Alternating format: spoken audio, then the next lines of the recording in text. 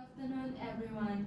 Today, I have an interesting topic to discuss with you about the private vehicles and public transport. Yes, and I would like to hear your own perspective on this matter. Let's start from you, Benny. What do you think about that? Well, in my opinion, I prefer using private vehicles than public transport because of some reasons. Let me give you the first one. It is convenient. Using private vehicle is convenient because you can travel anywhere at any time you want. In a modern private vehicle, navigational tools have been equipped which can ease your travel to any places you are not familiar with. Thank you very much, Benny, for sharing your opinion. You made a very interesting point. And how about you, Ashley? What do you think about that?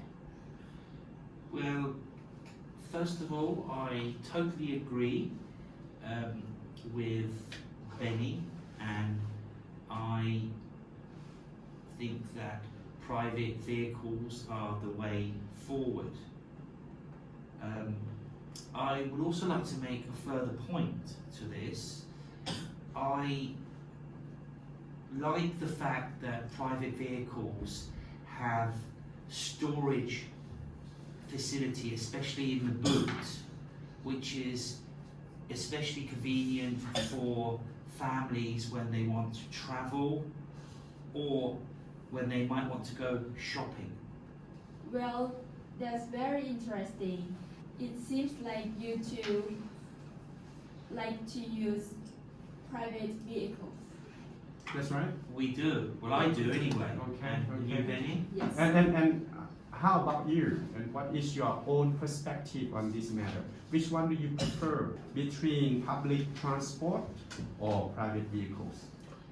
In my opinion, I prefer to use public transport because it is environmentally friendly.